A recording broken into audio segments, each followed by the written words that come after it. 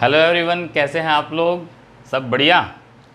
तो आज हम करेंगे 11th क्लास का एक थोड़ा सा बेसिक टॉपिक जो आपके न्यूमेरिकल्स में बहुत काम आने वाला है। तो हम काइनेमेटिक्स चैप्टर कर रहे हैं और उस चैप्टर में डिफरेंशिएशन और इंटीग्रेशन बहुत बार आता है। तो आज हम करेंगे डिफरेंशिएशन और इंटीग्रेशन का बेसिक। भाई होता क्या है, कैसे निकलेगा? वैसे तो देखो, जिनके पास मैथ्स है 12th क्लास में डिटेल में आएगा, मगर हम थोड़ा सा आप समझते हैं क्योंकि जितना हमारे न्यूमेरिकल्स में यूज़ होना कम से कम उतना हमें आना चाहिए। तो मैं उतना ही तुम्हें कराऊंगा, ज़्यादा डिटेल में नहीं करा रहा, वो तो आपके मैथ्स टीचर कराएंगे। तो आज हम करेंगे डिफरेंशिएशन एंड इंटीग्रेशन। तो मैं हूं सक्षम वत्स, आपका फिजिक्स टीचर, और करते हैं बेटा आज का लेक्चर अपना शुरू। तो डिफरेंशिएशन सबसे पहले है अपना आज डिफरेंशिएशन। अब देखो डिफरेंशिएशन होता क्या है, पहली बात तो डिफरेंशिएशन का प्रैक्टिकल मीनिंग समझते हैं, थोड़ा फील करते हैं एक्चुअली में है क्या चीज़ ये। तो देखो बेटा, तुमने ग्राफ पढ़ लिए हैं, है ना, position time graph, velocity time graph. अब कोई भी ग्राफ है, मान लो मैं ग्राफ का ये इस तरह से ग्राफ बनाता हूँ, ठीक है, और इस तरह ग्राफ में कहीं भी मैं अगर स्लोप निकालता हूँ तो स्लोप कितना आएगा मेरा, टेंजेंट थीटा। और निकालते कैसे थे, कोई भी पॉइंट लिया इस तरह से, इस ट्रायंगल से टेंजेंट ये थीटा निकाल लेते थे, आ जाता था आंसर। बट क्या होगा कि अगर मेरे पास जो ग्राफ है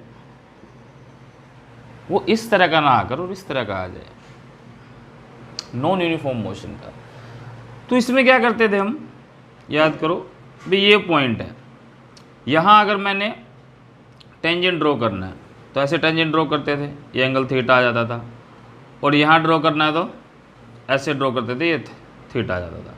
अब ये थीटा दोनों क्या है, अलग अलग है, ये कम है, ये ज़्यादा है, तो यहाँ स्लोप कांस्टेंट नहीं है, तो डायरेक्ट टेंजेंट थीटा निकालना संभव नहीं है क्योंकि एंगल तो बार बार चेंज हो रहा है ना। तो ऐसे केसेस में क्या करते थे हम, मान लो इसी तरह का ग्राफ यही है, ऐसे केसेस में क्या करते थे हम, जो ये दो पॉइंट माने हैं मैंने, ये पहला पॉइंट है दूसरा पॉइंट, इसको पास पास ले लेते थे। क्या करते थे भाई, यहाँ ले लिया और यहाँ ले लिया, ये पहला पॉइंट, ये दूसरा पॉइंट। अब क्या करते थे, अब यहाँ से ये इस तरह से ये टेंजेंट ड्रॉ हो जाता था, यहाँ पे ये एंगल थीटा आ जाता था। तो इसमें ये पॉइंट कौन सा है और ये पॉइंट कौन सा है, अब ये मान लो एक्स एक्सिस है, ये वाई एक्सिस है, ठीक है। तो इसको हम क्या लिख सकते हैं, x2 y2, इसको क्या लिख सकते हैं, x1 और y1। तो ये जो गैप है ये वाला, ये कितना आता था हमारा, x2 माइनस x1, और ये जो गैप है ये वाला, ये कितना आता था, y2 माइनस y1। ये y2 माइनस y1 कैसे आएगा, क्योंकि ये पॉइंट कहाँ है, इसका y2 कोऑर्डिनेट है, ठीक है, और इस पॉइंट का कोऑर्डिनेट क्या है, y1 वर्टिकल में, तो y2 माइनस y1 ही हमारा निकल के आता था। ग्राफ में हमने कराई है पहले। तो कुल मिला के यहाँ जो टेन थीटा आया वो क्या आया, y2 minus y1 upon x2 minus x1, ठीक है ना। ये समझ में आ गया ना आपको? इसको थोड़ा सा और डिटेल में अच्छे से बता देता हूँ तुम्हें, थोड़ा और ध्यान में आ जाएगा जिन्होंने मान लो ग्राफ नहीं किए होंगे। देखो ये मेरा पॉइंट है x2 y2, और ये मेरा पॉइंट है मान लो x1 y1। तो इस पॉइंट का ये वर्टिकल डिस्टेंस कितना है, y2, और इस पॉइंट का वर्टिकल डिस्टेंस कितना है, y1। तो फिर जो ये लाइन में ऐसे ड्रॉ कर रहा हूँ ये वाला, ये गैप कितना होगा, ये इस पूरे में से माइनस हो जाएगा, इसलिए मैंने y2 माइनस y1 लिखा। सिमिलर वे में इस पॉइंट का ये कोऑर्डिनेट कितना है, x2, और ये कोऑर्डिनेट कितना है, x1। तो ये कितना होगा, यहाँ से पूरा ये x2 है, ये x1 है, तो ये x2 माइनस x1, वही हमने वहाँ किया है। अब क्योंकि ये बहुत पास पास है, बहुत स्मॉल है, तो इसको हम क्या लिख सकते हैं, dy, और इसको क्या लिख सकते हैं, dx। बस यहीं से कंसेप्ट शुरू होता है तुम्हारे डिफरेंशिएशन का। तो वहाँ जो dy बाई dx आया, एक्चुअली में क्या है, ये डेरिवेटिव, डिफरेंशिएशन को डेरिवेटिव बोल देते हैं, ठीक है, derivative y with respect to x। तो यहीं से कंसेप्ट शुरू होता है हमारा किसका, डिफरेंशिएशन का। अब हम पढ़ेंगे डिफरेंशिएशन एक्चुअली में कैलकुलेट कैसे करते हैं। तो देखो बच्चों, डिफरेंशिएशन कैसे होगा, y is equals to X की पावर n, ठीक है, ये गिवन है आपको, इस तरह की कोई स्टेटमेंट गिवन होगी, यानी y is a function of x। तो अगर मैं लिखता हूं कि डिफरेंशिएटिंग बोथ साइड्स, तो इसके साथ में मैं लिखूंगा विद रेस्पेक्ट टू x। ये लिखने का तरीका है, मतलब दोनों तरफ डिफरेंशिएट करना है, और किसके रिस्पेक्ट में करना है, x के रिस्पेक्ट में करना है। तो जिसका डिफरेंशिएशन करना होता है बच्चों, उसके साथ लगा देते हैं हम d। y का डिफरेंशिएशन करना था, d लगा दिया, differentiation of y with respect to x। और करने का फॉर्मूला क्या है, जो पावर है वो आगे मल्टीप्लाई कर देंगे, यानी n आ गया आगे, फिर इस पावर में से एक माइनस कर देंगे, बस सिंपल सी ट्रिक है। n आगे मल्टीप्लाई करो, n में से एक माइनस कर दो, ये होता है सिंपल डिफरेंशिएशन। धीरे धीरे एक लेवल आगे हम डिफरेंशिएशन में बढ़ेंगे, और आज डिफरेंशिएशन के ऑलमोस्ट क्वेश्चन डन कर लेंगे जो आपके आगे आने वाले चैप्टर्स में आने वाले हैं। तो एग्जाम्पल समझते हैं। मान लो आपके पास y गिवन है एक्स क्यूब, और हम निकालते हैं dy अपॉन डी एक्स। क्या निकालते हैं, dy अपॉन डी एक्स। तो x की पावर 3 है, यहाँ 3 को आगे मल्टीप्लाई कर दो 3, और फिर इसमें से एक माइनस कर देंगे। देखो 3 आगे मल्टीप्लाई हो जाएगा और एक माइनस हो जाएगा, 3 में से एक गया, कितना हो गया 2, 3 आगे मल्टीप्लाई, एक माइनस कर दिया 3x², ठीक है, तो ये आंसर हो जाएगा। और एग्जांपल लेते हैं। मान लो y आ गया आपके पास 2x², फिर निकालते हैं dy अपॉन डी एक्स। क्या करेंगे भाई, पावर को आगे मल्टीप्लाई, 2 इंटू 2 कितना हो गया 4, और 2 में से एक माइनस करेंगे, कितना आएगा, यानी कि 2 - 1 कितना हो जाएगा, 2 - 1 1, तो ये आ गया। यानी कि y 2x² था, तो dy/dx कितना हो जाएगा 4x। इसी तरह मान लो y होता 3/2 x की पावर -2। मान लो इस तरह कोई क्वेश्चन है, चलो माइनस वाला बाद में करेंगे, पहले प्लस वाला ही करते हैं, ठीक है।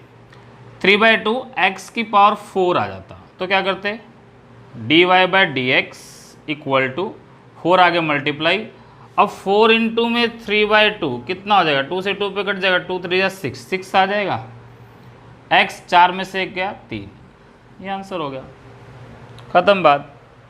तो इसे बोलते हैं डिफरेंशिएशन। अब एक और डिफरेंशिएशन आ जाए, जैसे मैं कहता हूँ y is equals to √x आ गया, मान लो क्या आ गया आपके पास, y इक्वल टू √x। इसका कैसे करेंगे, dy/dx। तो मेथड तो वही है।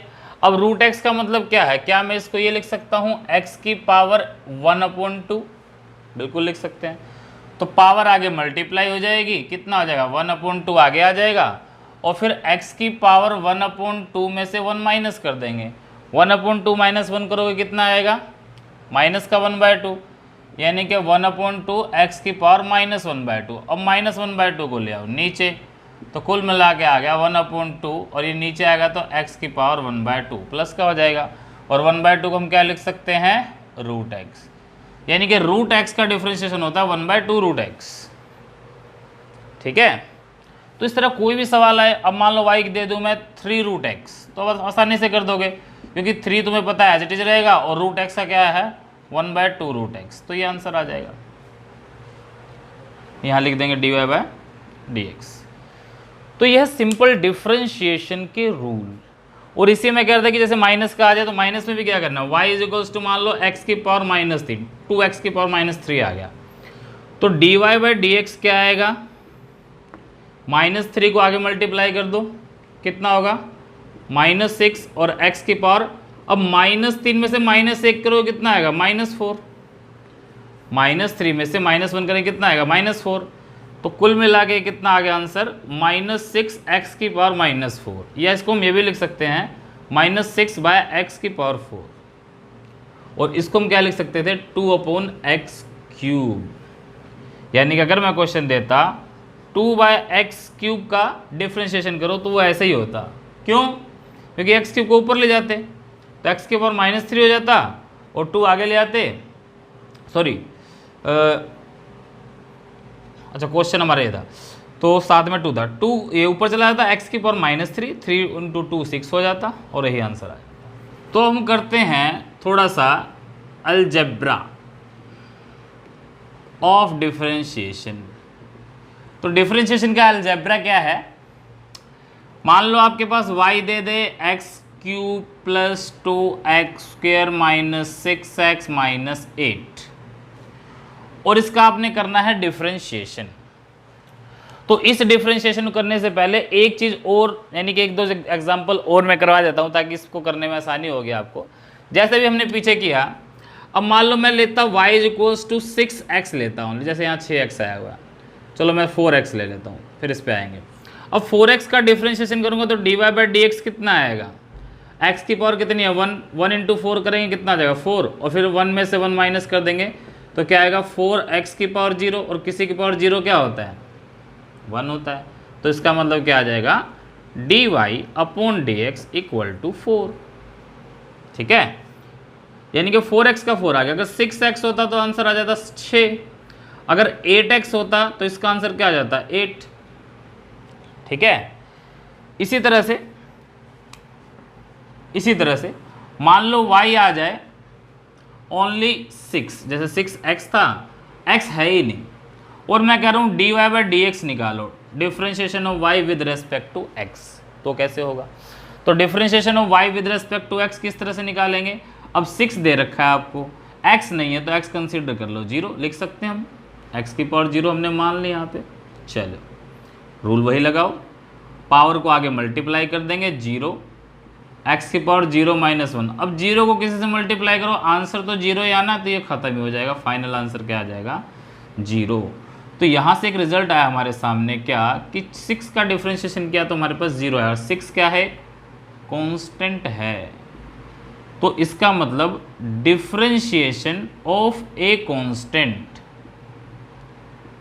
Is always 0। इसलिए मैंने कहा था डिफरेंशिएशन हमेशा वेरिएबल का होता है। यहां 6 कांस्टेंट है तो कांस्टेंट का डिफरेंशिएशन हमेशा 0 आएगा। तो आप हमेशा याद रख सकते हैं इसको, इस लाइन को, क्योंकि आगे बहुत यूज होगा कि कांस्टेंट का डिफरेंशिएशन 0 होता है, या जिस क्वांटिटी का डिफरेंशिएशन अगर 0 आएगा तो वो क्वांटिटी क्या होती है कांस्टेंट होती है। क्लियर होगी बात। तो इसको आप नोट भी कर लो, बहुत इंपॉर्टेंट पॉइंट है, ठीक है। और इसी तरह से मान लो, जैसे मैंने कहा भी डिफरेंशिएशन तो सिर्फ कांस्टेंट का होता है, कई बार सिंबल भी दिए होते हैं, y = a² x³ दे दिया। अब मैं कहता हूं इसमें जो a² है ये कांस्टेंट है और x³ वेरिएबल है, इसका डिफरेंशिएशन करो तो dy/dx। अब ये मत कर देना कांस्टेंट है डिफरेंशिएशन सर ने बताया 0 तो 0 कर दो, 0 × समथिंग सब कुछ 0 हो गया। कांस्टेंट का डिफरेंशिएशन 0 सिर्फ और सिर्फ तब आएगा जब वो विदाउट वेरिएबल आता है, यानी कि y = 6x करते थे तो इसका dy/dx 6 आता था, बट अगर x नहीं है तो ये 0 आएगा। तो यहाँ कांस्टेंट वेरिएबल के साथ आया है, ठीक है। तो a² तो एज इट इज रहेगा और x³ का कितना हो जाएगा इंटू में 3x², 3 आगे मल्टीप्लाई हो जाएगा और 1 माइनस हो जाएगा पावर में से, तो ये इसका आंसर आ जाएगा। यानी कि इसका आंसर फाइनल क्या आएगा dy/dx = 3a² x², ठीक है। मगर इसी में अगर मैं ये कह दूं a² x³ है और मैं ये कह दूं x³ कांस्टेंट है, हालांकि ये नहीं है, एज इट इज x तकरीबन वेरिएबल्स में इस्तेमाल होता है, बट ऐसा मान लूँ मैं कि जब पार्शियल डिफरेंशिएशन करेंगे उसमें आता है जनरली कि x कांस्टेंट है। तो x अगर कांस्टेंट है और मैंने करना है डिफरेंशिएशन a के रिस्पेक्ट में, पहले कर रहा था x के रिस्पेक्ट में, अब किसके कर रहा हूँ a के रिस्पेक्ट में, तो जिसके रिस्पेक्ट में कर रहे हैं मतलब डिफरेंशिएशन हम a का होगा x का नहीं। तो x³ तो रहेगा एज इट इज और a² का कितना हो जाएगा 2a, तो ये आंसर आ जाएगा, ठीक है। तो ये बेसिक फंडा है आपके डिफरेंशिएशन का। अब आ जाते हैं अलजेब्रा ऑफ डिफरेंशिएशन पे, नोट कर लेना एक बार। तो अलजेब्रा ऑफ डिफरेंशिएशन में कोई घबराने वाली बात नहीं, कोई लंबी चौड़ी बात नहीं है। अलजेब्रा ऑफ डिफरेंशिएशन का मतलब क्या है, इतना सही है कि भाई इस तरह की क्वेश्चन दे रखी होगी। अब इस इक्वेशन में क्या करना है हमने, जो ये प्लस माइनस है ना, इन सबको अलग अलग डिफ्रेंशिएट करना और कुछ नहीं करना। जैसे मैं कह दूँ dy अपॉन dx, क्या कह दूँ dy अपॉन dx। अब एक्स क्यूब आ गया, ठीक है आ गया जी, तो एक्स क्यूब का डिफ्रेंशिएशन कितना होगा, 3 आगे, पावर में से 3 में से 1 गया 2, 3x स्क्वायर प्लस 2 इंटू 2 4, 2 में से 1 गया 1 माइनस 6x का 6 और 8 कॉन्स्टेंट हो गया तो 0। तो कुल मिला के हमारे पास dy बाई डी एक्स कितना आया, 3x square plus 4x minus 6। ये होता है जी अलजेब्रा और डिफ्रेंशिएशन। सिंपल कोई भी क्वेश्चन दे रखा हो अलजेब्रिकली इसको आप सॉल्व कर दोगे, ठीक है। बड़े आगे देखो और एक क्वेश्चन देखते हैं इसी में। अब एक क्वेश्चन आ जाए, मान लो y is equals to 2x minus 6 की पावर 3, इसका डिफ्रेंशिएशन करो dy बाई डी एक्स। अब इसका कैसे करेंगे भाई, कैसे करेंगे, तो वही पूरे का डिफ्रेंशिएशन करना है, पावर आगे मल्टीप्लाई कर दो, 3 आगे आ जाएगा, 2x माइनस 6, 3 में से 1 गया 2, देखो पावर आगे कर दिया, ये जो पूरी क्वांटिटी थी इसके पावर में से 1 माइनस कर दिया। ऐसा तो डिफ्रेंशिएशन में करते ही थे। अब इस तरह के सवाल में क्या करते हैं, इस ब्रैकेट के जो अंदर क्वांटिटी है ना, इसका दोबारा से डिफ्रेंशिएशन होगा मल्टीप्लाई का साइन लग के, यहाँ मल्टीप्लाई डॉट लगा दिया मैंने, यानी कि मल्टीप्लाई होगा। तो 2x माइनस 6 का करूँगा तो 2x का कितना आएगा 2। भाई अगर y इक्वल टू 2x होता और मैं dy बाई डी एक्स निकालता तो क्या करते, पावर 1 इंटू 2 2 और 1 माइनस 1 कितना हो जाएगा 0, किसी के पावर 0 1 तो 2x का 2 ही तो आएगा, 2x का 2 आ गया और 6 का क्या आएगा माइनस 6 का क्या आएगा, कांस्टेंट है तो 0, तो ख़त्म बात, खाली क्या आ जाएगा 2x माइनस 6 का 2 आ जाता। अगर मान लो यहाँ पर 6x होता या 6x स्क्वेयर होता तो ये ब्रैकेट लग जाती है और माइनस का साइन लग के वो, यानी कि मान लो ये 6x स्क्वेयर होता तो 6 दूनी 12, तो ये माइनस 12x इस तरह से आ जाता, बट ऐसा नहीं है इसलिए यहीं तक रहेगा। तो फाइनल आंसर इसका क्या आएगा, dy upon d x is equals to 3 into 2 6, 2x minus 6 का होल स्क्वायर, तो ये आंसर आ जाएगा। इस तरह से होता है अलजेब्रा ऑफ डिफरेंशिएशन। क्लियर होगी बात, तो नोट करो इसको, फिर आगे बढ़ते हैं। चलिए अब डिफरेंशिएशन में एक अनोखी बात मैं और बता रहा हूँ आपको, जो शायद बहुत कम लोग बताते हैं, और वो कंपटीशन के न्यूमेरिकल्स में कई बार जब डिफरेंशिएशन इंटीग्रेशन दोनों आएंगे ना तो उसमें बड़ा इस्तेमाल होता है। वो क्या है कि y is equals to x cube, अगर मैं कहता हूँ dy अपॉन डी एक्स तो तुम कहोगे सर इसका आंसर होगा 3x स्क्वेयर। मैं कहूँगा बिल्कुल सही है, गलत नहीं है, 3 आगे आ गया, एक पावर माइनस कर दी, 3x स्क्वेयर आ गया, बिल्कुल सही है। बट क्या होगा अगर मैं y का डिफरेंशिएशन टाइम के रिस्पेक्ट में करूं, y का डिफरेंशिएशन किसके रिस्पेक्ट में कर रहा हूं, टाइम के रिस्पेक्ट में कर रहा हूं, और y फंक्शन x का है, t तो यहां है ही नहीं, t तो यहां है ही नहीं। अब t यहां है नहीं, डिफरेंशिएशन में t के रिस्पेक्ट में, तो कैसे होगा, तो घबराने की जरूरत नहीं, रूल वही है। बट एक कंडीशन और गिवन होगी, जैसे मैंने बताया था पीछे, अगर मान लो x कह देता कांस्टेंट है तो इसका डिफरेंशिएशन यहीं 0 हो जाता। बट अगर ये कह रहा है x वेरिएबल है और डिफरेंशिएशन करना टाइम के रिस्पेक्ट में, तो कैसे करेंगे। तो असल में जो डिफरेंशिएशन होता है वो सुनो क्या होता है, ये एक्स क्यूब है, इसका डिफरेंशिएशन कैसे करेंगे, जैसे क्या पावर आगे मल्टीप्लाई होगी 3 और एक्स क्यूब था तो कितना हो जाएगा एक्स स्क्वायर। अब इतना करने के बाद ये जो x होता है ना इसका दोबारा से डिफरेंशिएशन होता है, यानी कि dx अपॉन dt। नहीं समझ में आई बात, यहां से समझो, y equal to x cube था, मैंने dy बाई डी एक्स निकाला, 3 को मैंने आगे मल्टीप्लाई किया और एक पावर माइनस कर दी, 3 माइनस 1 2 आ गया था। ऐसा करने के बाद बचा क्या, ओनली x बचा। तो हम क्या करते हैं, इस x का डिफरेंशिएशन x के रिस्पेक्ट में दोबारा करते हैं, तो dx से dx कट जाता है, इसलिए हम इसको लिखते नहीं हैं, सिर्फ इतना बता देते हैं भी इतना डिफ्रेंशिएशन होगा, बट वास्तव में ये हो रहा होता है dx अपॉन एक्स, यानी कि इस x का दोबारा डिफ्रेंशिएशन होता है। ठीक है, तो इस x का दोबारा डिफ्रेंशिएशन हुआ तो ये आया। अब मैंने x की जगह क्या रखा है, t, तो इस x की जगह क्या आ जाएगा, t, तो ये कहलाएगा।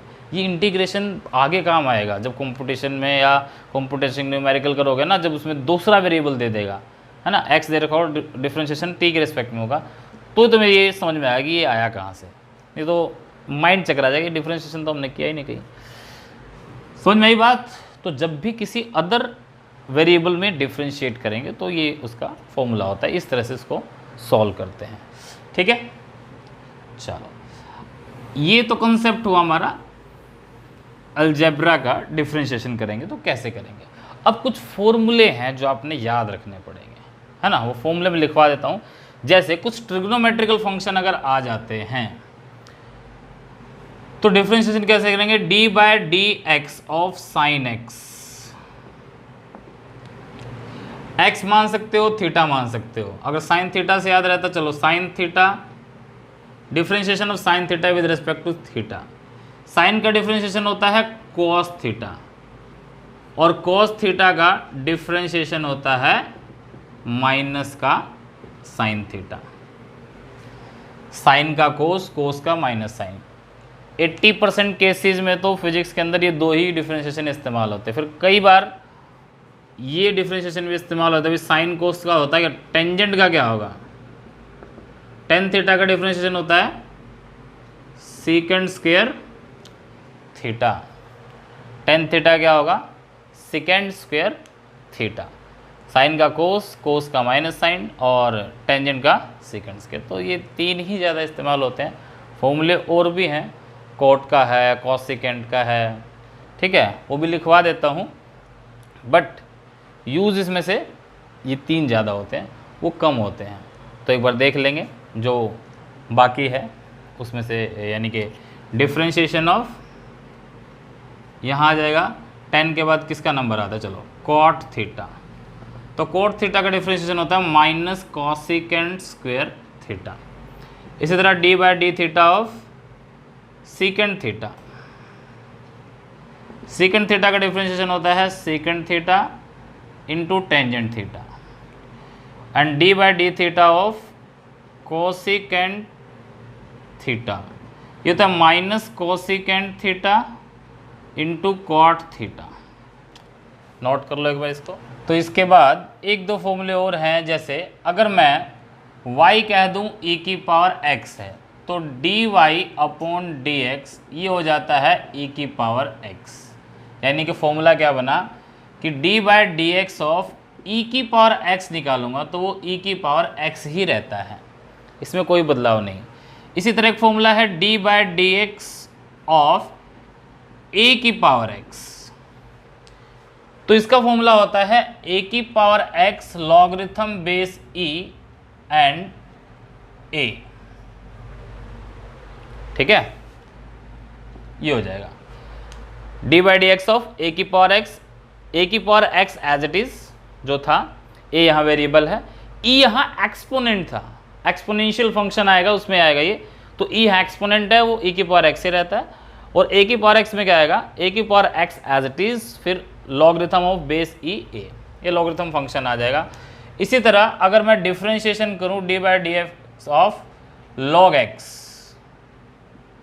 तो ये होता है 1 upon X, D by D x of log x। Logarithm अगर कहीं फंक्शन आ जाता है तो उसका डिफरेंशिएशन हमेशा कितना आएगा, 1 अपॉन एक्स। तो ये भी एक फॉर्मूले हैं, इनको आपने लर्न करना है। अब इन्हीं फॉर्मूलों बेस्ड कुछ क्वेश्चंस करते हैं हम, ठीक है। तो एक बार इनको नोट कर लो और फिर करते हैं एक अच्छा सा सुंदर सा क्वेश्चन। चलो, अब मैंने बता दिया है फॉर्मूले तुमको, इन सब फॉर्मूलों का मिक्सचर यूज़ करते हैं, ठीक है, एक दो क्वेश्चंस के अंदर। जैसे मैं कहता हूँ y is equals to 2x square minus a cos x plus 3 log base e x, ये आ गया, ठीक है। इसको डिफ्रेंशिएट करो, differentiating both sides with respect to x, x के रिस्पेक्ट में करना। चलो जी करो, d y upon d x, क्या करेंगे 2x स्क्वायर है, क्या करेंगे 2 को आगे मल्टीप्लाई करेंगे 4, एक माइनस करेंगे पावर में 10, 2x करके क्या आ जाएगा 4x, अभी तो करते आए हैं, minus a constant as it is, cos x का क्या होगा, अभी बताया ना कोस थीटा का क्या होता था माइनस साइन थीटा, तो minus sine x plus 3 as it is, logarithm base e x, तो log x का क्या होगा 1/x, लो जी, तो कुल मिला के कितना आ गया d y upon d x is equals to 4x minus minus minus plus a sine x plus 3/x, solve. तो ये एक डिफरेंशिएशन हो गया, ठीक है।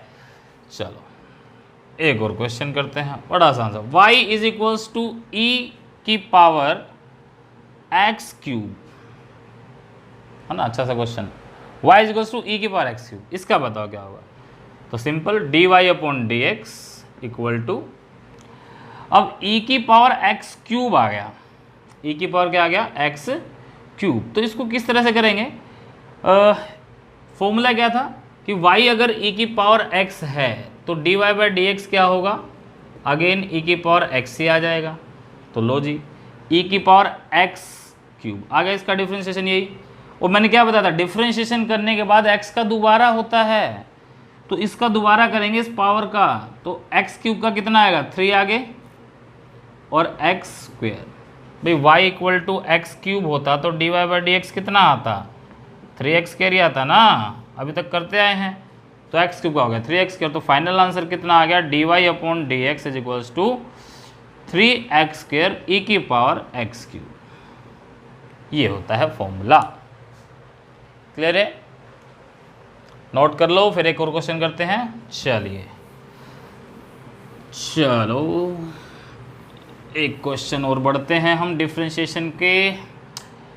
चलो तो डिफरेंशिएशन का नेक्स्ट क्वेश्चन है आपका y is equals to,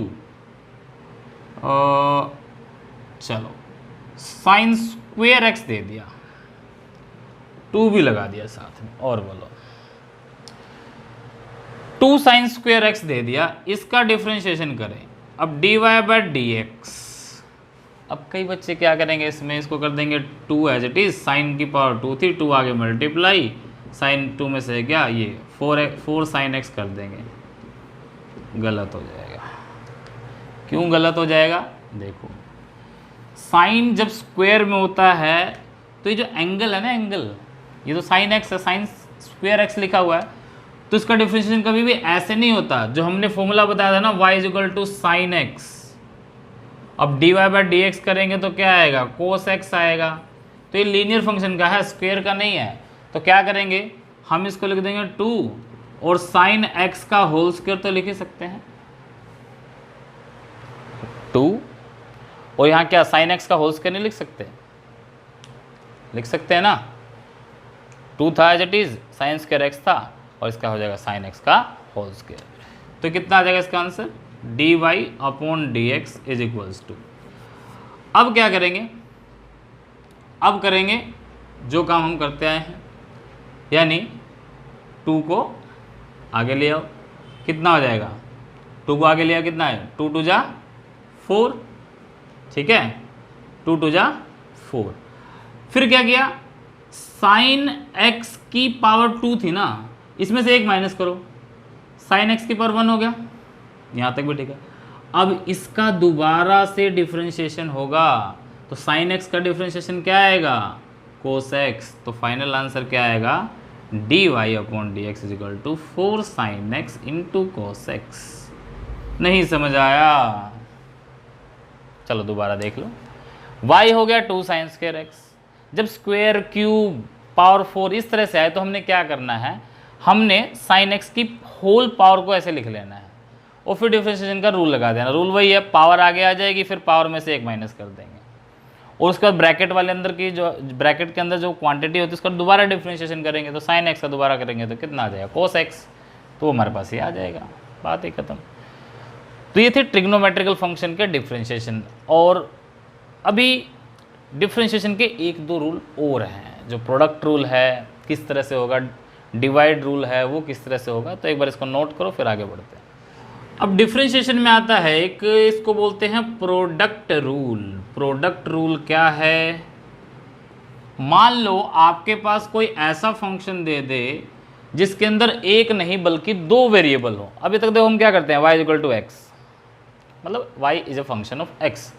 hair y is a function of u and v and both u and v are variables. तो कैसे करेंगे?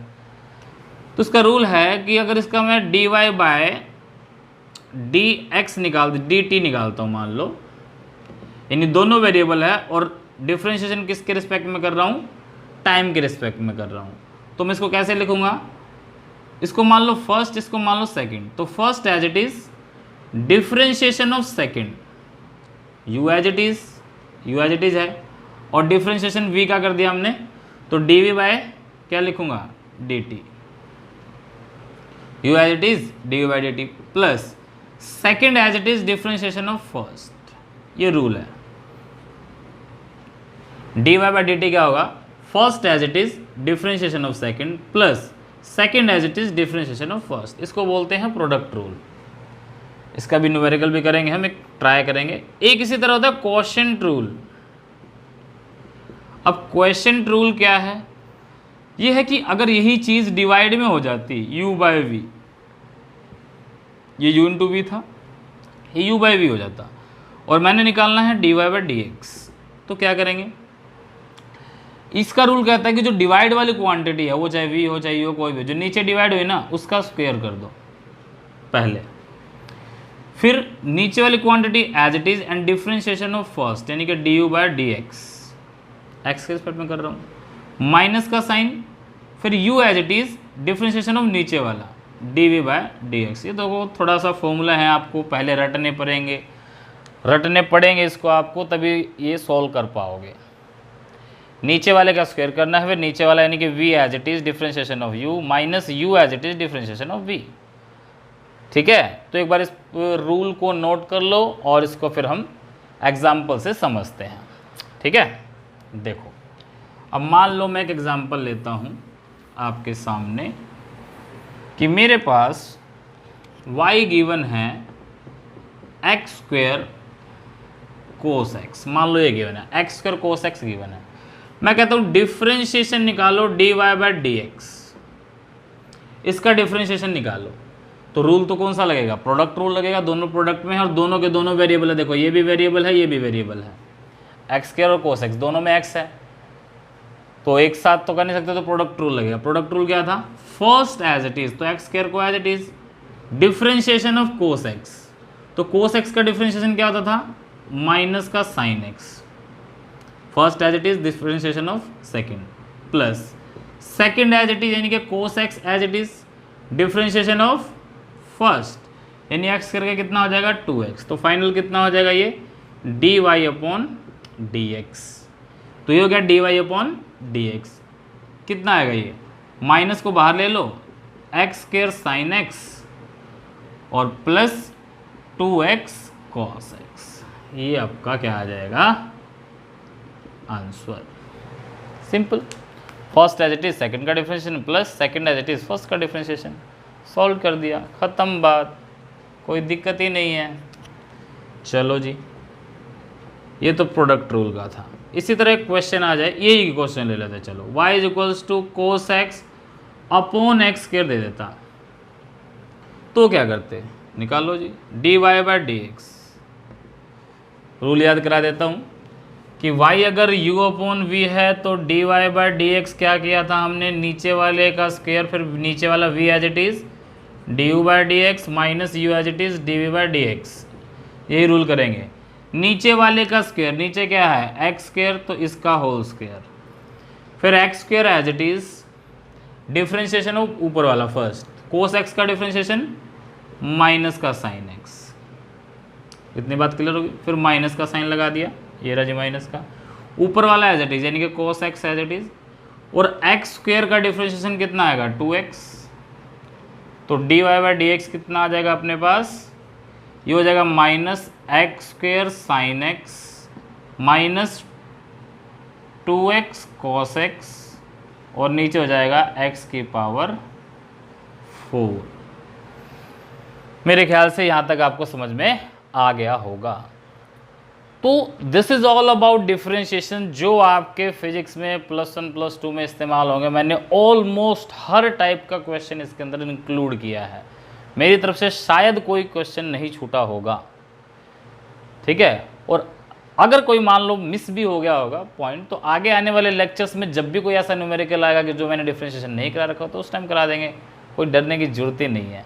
तो ये था आपका डिफरेंशिएशन का कंसेप्ट। अब बढ़ेंगे हम इंटीग्रेशन की तरफ।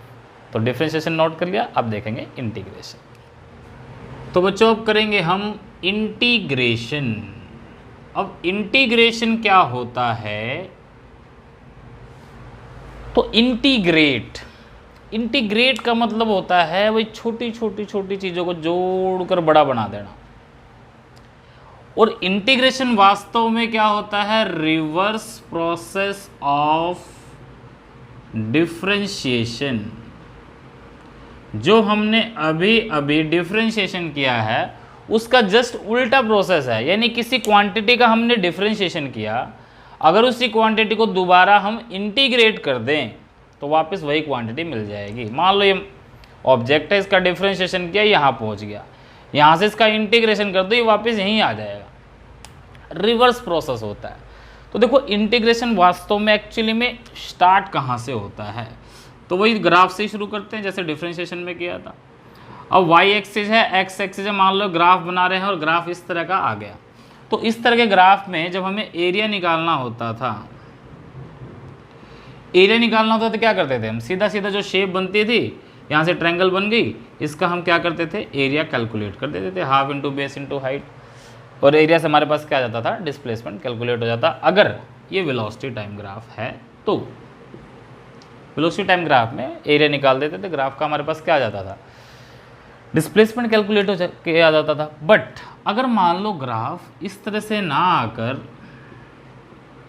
और इस तरह से आ जाए, फिर क्या करेंगे? टेढ़ा मेढ़ा आ जाए और थोड़ा सा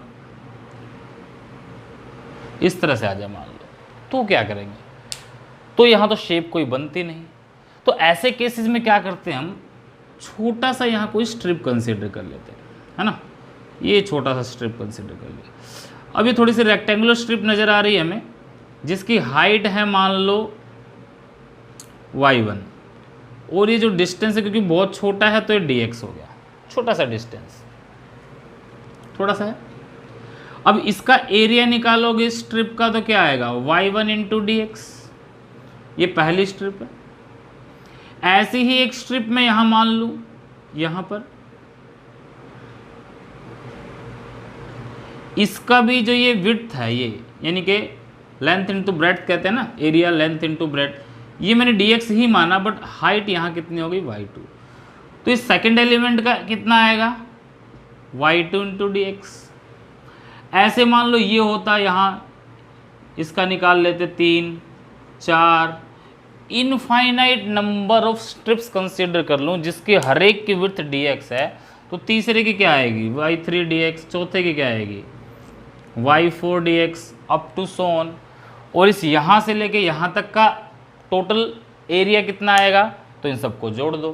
तो सबको जोड़ेंगे तो क्या करेंगे?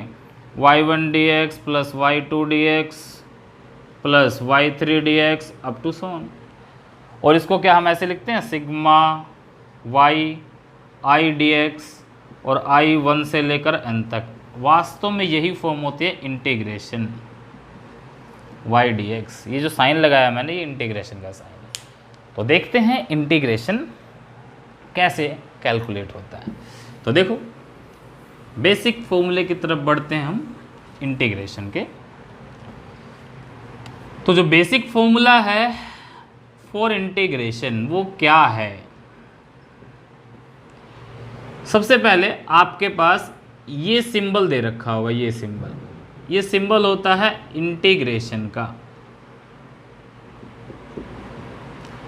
और जब ये सिंबल दे रखा होगा तो साथ में लिखा होगा मान लो x की पावर n dx, ये लिखा हुआ है। इसका मतलब समझो, इसका मतलब होता है इंटीग्रेशन x का होना है।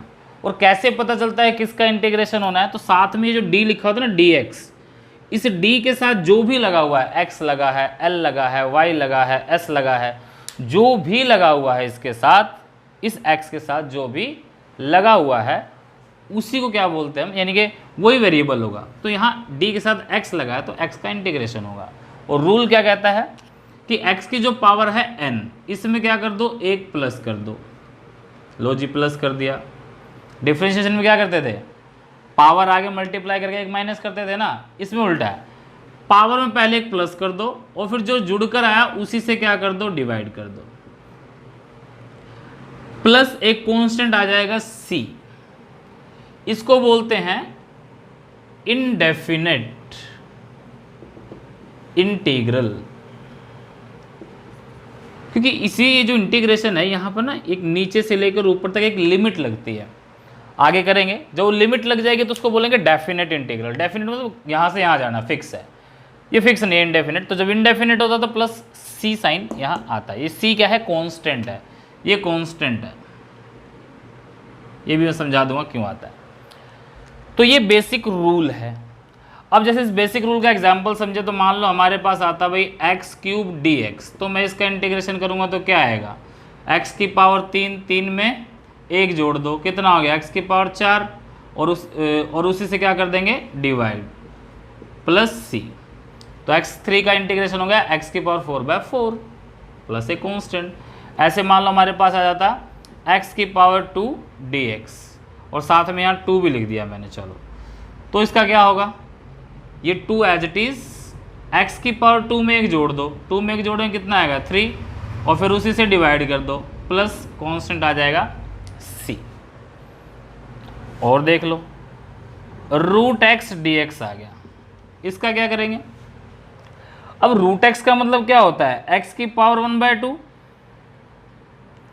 तो एक्स की पावर 1/2 में प्लस 1 कर देंगे। अब 1/2 में प्लस 1 करो, हाफ प्लस 1, 3/2 हो गया ना, ये 3/2, और उसी से क्या कर देंगे, डिवाइड, प्लस c। ये इसका आंसर आ गया। तो ये बेसिक रूल है, बट इसमें एक चीज याद रखनी है, ये रूल तब तक अप्लाई होगा जब तक n 1 के इक्वल, यानी कि ये छोड़कर बाकी कुछ भी हो, n 1 नहीं होना चाहिए, 1 के इक्वल ना हो, 2 3 4 5 6 के बाद कुछ भी हो तो ये रूल इस्तेमाल होगा। अगर n यहाँ 1 आ गया, ठीक है, तो ये रूल इस्तेमाल, सॉरी n 1 नहीं, n -1, ये है, n -1 नहीं होना चाहिए, उस -1 को छोड़कर कुछ भी हो ये रूल इस्तेमाल हो सकता है, अदरवाइज ये रूल इस्तेमाल नहीं होगा। जैसे मान लो मैं कहूँ, जैसे मैंने कहा ना ये रूल इस्तेमाल करना, तो x की ये पावर्स थी प्लस की, अब मैं कहता हूँ x की पावर -2 dx है, करो जी इसका इंटीग्रेशन। तो -2 में क्या जोड़ेंगे, -2 में एक जोड़ेंगे, कितना आ जाएगा, -1, तो x की पावर -1 और -1 से ही डिवाइड कर देंगे। तो इसको मैं ये लिख सकता हूँ, माइनस बाहर आ जाएगा, x की पावर -1 को क्या लिख सकते हैं, 1/x, तो इसका इंटीग्रेशन ही हो जाएगा। बट अगर इसी के जगह मैंने ये दे रखा होता ना, x की पावर -1 dx, ये दे रखा होता तो ये नहीं होगा। क्यों, इसमें -1 में +1 करोगे 0 हो जाएगा, x की पावर 0, किसी की पावर 0 1 होता है। तो ये इस तरह से नहीं होता, क्योंकि इसका एक रूल है बना हुआ अलग से, वो मैथमेटिकल डिराइव्ड है, जब मैथमेटिक्स में पढ़ोगे डिटेल में पढ़ोगे।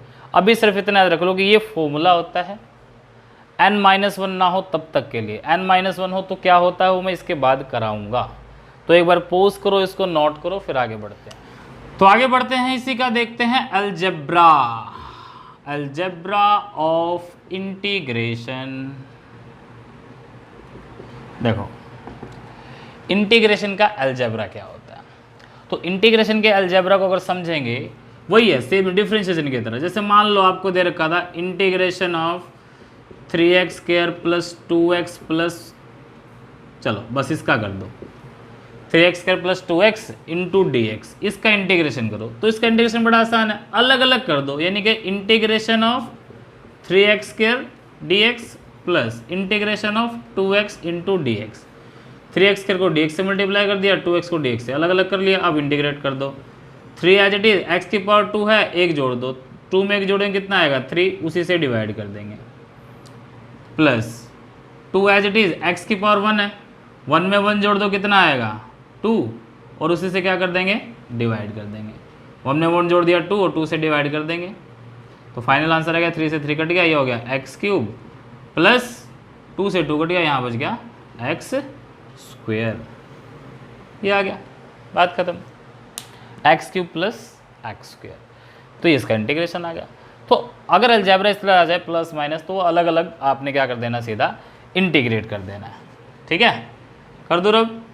चलो अब इसी में एक चीज़ और देखते हैं, ये तो सिंपल अपना इंटीग्रेशन हो गया। अब मैं कह रहा था कि जो डिफ्रेंशिएशन है वो इंटीग्रेशन है, वो रिवर्स प्रोसेस होता है डिफ्रेंशिएशन का, तो क्या ये होता भी है, प्रूव करके देखें एक बार। चलो मैं कहता हूँ ये 2x, चलो x³ है, मैं कहता हूँ dy/dx निकालो, कितना आएगा 3 आगे मल्टीप्लाई कर देंगे, एक पावर माइनस कर देंगे, 3 - 1 कितना हो जाएगा 2, तो dy/dx आ गया 3x², ठीक है, ये आ गया। अब यहाँ से dy किसके इक्वल आएगा 3x² dx के, dy किसके इक्वल आएगा 3x² dx के। अब इसका इंटीग्रेट कर दो दोनों तरफ। अब dy का इंटीग्रेशन कितना होगा, तो चलो इसको भी समझते हैं। अभी तक मैंने आपको कहा था कि अगर मान लो x dx लिखा हुआ है तो इसका इंटीग्रेशन करते थे तो क्या आता है, x की पावर 1 है, 1 में 1 जोड़ देते थे, उसी से डिवाइड कर देते थे, प्लस c लगा देते थे, आंसर आ जाता था। बट अगर मान लो x हो ही ना, खाली dx लिखा हुआ है, फिर क्या करेंगे, तो इंटीग्रेशन तो अब भी x का होना है, बट x यहाँ नहीं है तो x नहीं है, तो x को 0 कंसीडर कर सकते हैं, बिल्कुल कर सकते हैं, क्योंकि किसी की पावर 0 1 है। तो 0 + 1 कितना हो जाएगा 1, और उसी से डिवाइड कर दो, तो इसका मतलब dx का इंटीग्रेशन x आ गया। अगर मान लो dl होता तो क्या आता l, dv होता तो क्या आता v, ds होता तो क्या आता s, तो इस तरह dy है तो यहाँ क्या आएगा y। 3 as it is, x की पावर 2 है, 2 में एक जोड़ दो कितना आएगा 3, उसी से डिवाइड कर दो, 3 से 3 कट गया, y कितना आ गया x³, क्या पहले वाला ही है, बिल्कुल है। इसीलिए क्या है, हमने इसका डिफरेंशिएशन किया, फिर इंटीग्रेट कर दिया, वापस वही आ गया। ये जब आगे करेंगे ना हम वेलोसिटी पढ़ेंगे, एक्सेलरेशन पढ़ेंगे, वेलोसिटी तो हमने पढ़ ली होगी, चलो, तो वेलोसिटी, डिस्प्लेसमेंट, एक्सेलरेशन वो किस तरह से कैलकुलेट होंगे इनके माध्यम से, तो उसमें बड़ा यूज़ होने वाला है। तो एक बार पॉज करो, नोट करो, फिर आगे बढ़ते हैं। चलिए तो नेक्स्ट देखते हैं, ये तो आ गया हमारा सिंपल डिफरेंशिएशन किस तरह से होता है। अब ये इनडेफिनेट था, डेफिनेट इंटीग्रल कैसे होगा, डेफिनेट इंटीग्रल कैसे होता है, तो डेफिनेट इंटीग्रल भी समझ लो, सिंपल है, कोई लंबी चौड़ी कहानी नहीं है, वही है x की पावर n dx था, मान लो एग्जाम्पल ले लेते हैं सीधा x², चलो x² dx लिख दिया और यहाँ लिख दिया x1 से x2, तो जब ये लिमिट आ जाती है इसको बोलते हैं इनिशियल लिमिट, इसको बोलते हैं फाइनल लिमिट, तो ये बन जाता है डेफिनेट इंटीग्रल। फॉर्मूला क्या बन जाएगा, x की पावर 2 है, 2 में एक जोड़ दो कितना आएगा 3, और 3 से क्या कर देंगे डिवाइड कर देंगे, x1 से x2 चलेगा, x1 से x2, वही किया मैंने, 2 में एक जोड़ा उसी से डिवाइड किया। अब बस इसमें एक स्टेप और आगे, अब इसमें प्लस c नहीं लगाते क्योंकि डेफिनेट इंटीग्रल है, अलग से लगाने की जरूरत नहीं है। x की पावर 3/3 है, अब क्या करेंगे, इस x की जगह ये जो ऊपर वाली लिमिट नज़र आ रही है ना, इसको रख दो, यानी x की जगह अगर मैं x2 रख दूंगा तो x2 का क्यूब हो जाएगा, ये जो 3 है इसको बाहर निकाल लो, कांस्टेंट है, x की जगह x2 की पावर 3, फिर माइनस का साइन लगा देंगे, इस x की जगह नीचे वाला x1 रख दोगे तो x1 का क्यूब हो जाएगा, बस इतना सा ही है इंटीग्रेशन ये डेफिनेट में। जैसे एग्जांपल लेते हैं, x dx कर दूं मैं और मैं कह दूं 2 से 3, तो ये सॉल्व होके कैसे आएगा, x की पावर कितनी हो जाएगा 1, 1 में 1 जोड़ दो कितना हो जाएगा 2, 2 से डिवाइड और 2 से 3, तो 1/2, ये 2 बाहर आ जाएगा, अंदर बचेगा ओनली x², 2 से 3, लिमिट रखो, कैसे रखेंगे, x की जगह एक बार 3, तो 3 का स्क्वायर माइनस एक्स की जगह एक बार 2, तो 2 का स्क्वायर, तो कितना हो जाएगा 1/2। 3 का स्क्वायर कितना होता है 9, माइनस 2 का स्क्वायर कितना होता है 4, 9 माइनस 4 कितना होगा, तो 5/2 आपका क्या आ गया, आंसर आ गया। इसे बोलते हैं डेफिनेट इंटीग्रल। ठीक है, एक बार नोट कर लो। तो ये डेफिनेट और इनडेफिनेट का कंसेप्ट बस इतना ही है, और ये न्यूमेरिकल्स में बहुत इस्तेमाल होता है, यूज़ होता है। अब थोड़ा हम फॉर्मूले की तरफ बढ़ते हैं। मैंने कहा था कि अगर इंटीग्रेशन में x की पावर -1 dx आ जाए तो सॉल्व नहीं होता हो उस मेथड से। तो इसका फॉर्मूला होता है जी log x, साथ में बेस e लग जाता है, लॉगरिथम बेस e x, यानी कि x की पावर -1 को क्या लिख सकते हैं हम, 1/x लिख सकते हैं ना। तो 1/x का इंटीग्रेशन होता है log x, 1/x का इंटीग्रेशन क्या होता है log x। इसी तरह अगर e की पावर x आ जाए dx, e की पावर x dx, तो इसका इंटीग्रेशन क्या होता है e की पावर x ही होता है, e की पावर x dx, तो उसका इंटीग्रेशन क्या आएगा e की पावर x। अगेन अगर इनडेफिनेट है तो प्लस c लग जाएगा, डेफिनेट है तो c हट जाएगा। ठीक है, 1/x का log x, e की पावर x का, जैसे e की पावर x का डिफरेंशिएशन भी e की पावर x होता है, ऐसे e की पावर x का इंटीग्रेशन भी e की पावर x होता है। और एक रूल हमने पढ़ा था x की पावर n dx, इसमें क्या किया था x की power n+1 upon n+1 plus c, power में एक जोड़ दिया था, जोड़ कर आए उसी से डिवाइड कर दिया था। तो ये इंटीग्रेशन के की रूल्स हैं, इनको ध्यान रखना है। और इसके अलावा फिर आ जाते हैं ट्रिग्नोमेट्रिकल फंक्शन के। तो ट्रिग्नोमेट्रिकल फंक्शन में मैं सिर्फ 2 के बता रहा हूँ आपको। एक है sine theta with respect to d theta, x भी लिख सकता हूँ। तो साइन थीटा का होगा, क्या होता था वहाँ पे कॉस थीटा, और कॉस थीटा का क्या होगा sine theta, but plus minus का साइन हमने ध्यान रखना है। अब देखो क्या है, साइन का इंटीग्रेशन होता है माइनस कोस, और कोस का इंटीग्रेशन होता है प्लस का साइन। ठीक है, साइन थीटा का इंटीग्रेशन होगा माइनस कोस, कोस का होगा प्लस का साइन। क्यों होगा, क्योंकि डिफरेंशिएशन से उल्टा है। याद करो, डिफरेंशिएशन में जो है साइन थीटा का डिफरेंशिएशन क्या होता था कॉस थीटा, और कॉस थीटा क्या होता था माइनस साइन थीटा। जैसे मैं निकालूँ y is to sine theta दे दिया, तो dy/d थीटा निकालूंगा तो क्या आएगा माइनस कॉस थीटा।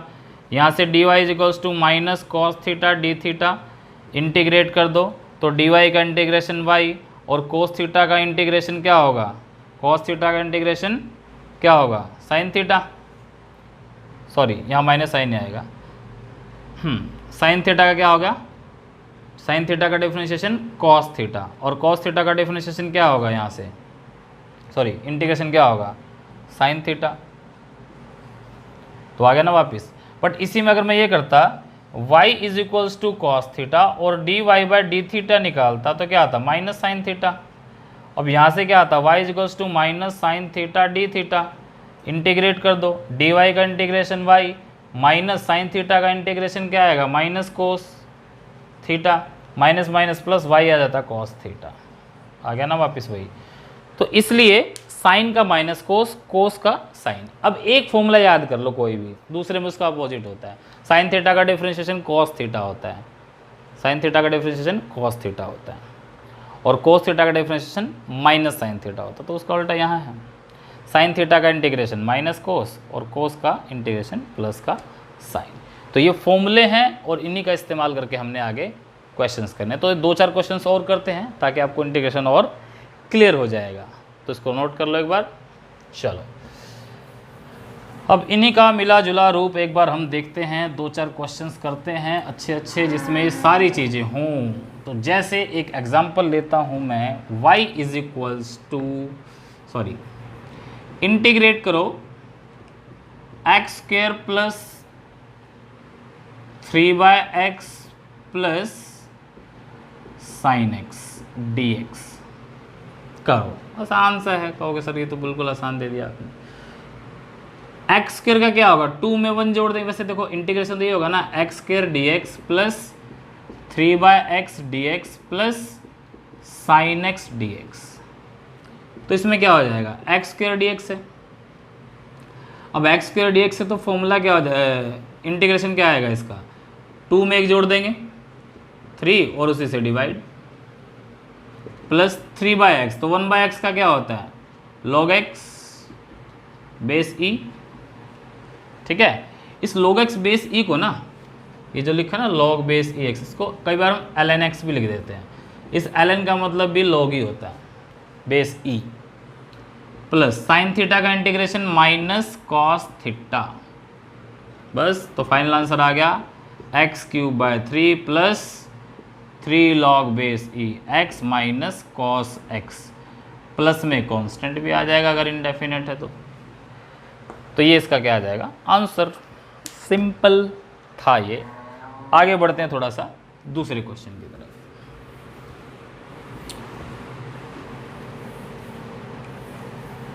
अब इसी में देखो एक चीज़ और बताता हूं तुम्हें। अगर मान लो आपके पास इंटीग्रेशन आ जाए साइन 2x, तो क्या होगा, तो साइन थीटा का इंटीग्रेशन तो कोस थीटा होता है, थीटा यहाँ 2x है तो 2x लग जाएगा, बात ही खत्म।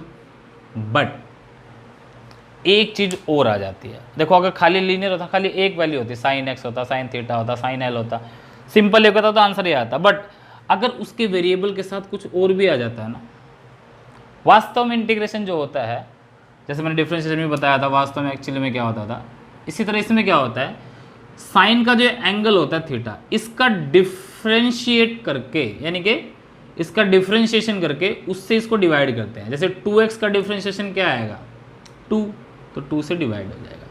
मान लो यहाँ होता cos 3x, तो cos थीटा का क्या होता है, साइन थीटा, साइन 3x, और 3x का डिफ्रेंशिएशन 3, उससे डिवाइड हो जाएगा।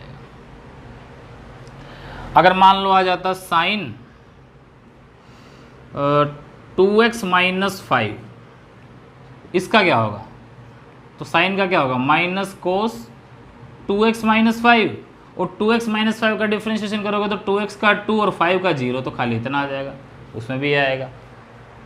इसका डिफ्रेंशिएशन करोगे तो 5 तो कांस्टेंट है, कांस्टेंट का 0, और 2x का करोगे तो 2 आएगा।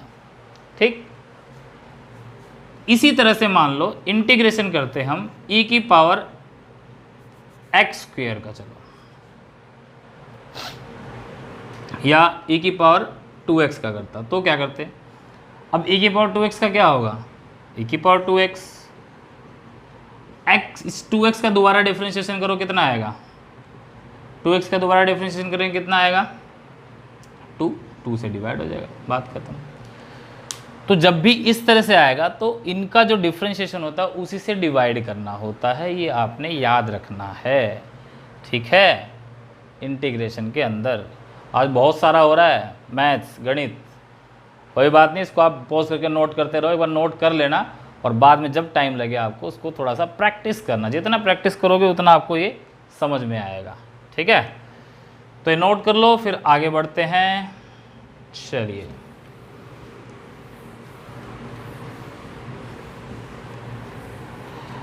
अब एक और लास्ट एग्जांपल लेते हैं, फिर इसको हम करते हैं फिनिश। इंटीग्रेशन में एक चीज़ और देखो, जैसे मैंने कहा था उसमें डिफरेंशिएशन में y = uv आ गया था ना, दोनों वेरिएबल आ गए थे। अब इसी तरह से मान लो इंटीग्रेशन आ जाए uv और dt, ऐसे इंटीग्रेशन आ जाए, u भी टाइम का फंक्शन है, v भी टाइम का फंक्शन है, और टाइम के रिस्पेक्ट में ही इंटीग्रेट करना है, यानी कि दोनों वेरिएबल हैं, तो कैसे होगा। तो इसका एक रूल है, समझो, रूल है इसमें, इसको मैंने पहला माना और इसको मैंने माना दूसरा। अब पहला किसको मानेंगे और दूसरा किसको मानेंगे ये भी हमें देखना पड़ेगा, वो मैं एग्जांपल से समझा दूंगा आपको, पहले एक बार समझ लो। इंटीग्रेशन करेंगे कैसे, u first as it is integration of second v dt, first as it is integration of second, minus का साइन, इंटीग्रेशन का sign, differentiation of first du/dt, differentiation of first, फिर इंटीग्रेशन का साइन और integration of second, और bracket लगाओ, dt लगाओ, बस ये सॉल्व हो जाएगा। ये फॉर्मूला है, बस छोटा सा फॉर्मूला है, आपको याद करना पड़ेगा। यानी first as it is, second का इंटीग्रेशन माइनस फर्स्ट का डेरिवेटिव, फिर इंटीग्रेशन ऑफ सेकंड ब्रैकेट लगा के dt। तो ये रूल है। अब इसमें फर्स्ट सेकंड कैसे पता लगेगा? तो फर्स्ट सेकंड पता लगेगा आई लेट, इस फॉर्मूले से। इस आई लेट में आई होता है इनवर्स, एल होता है लॉगरिथम, ए होता है अलजेब्रा,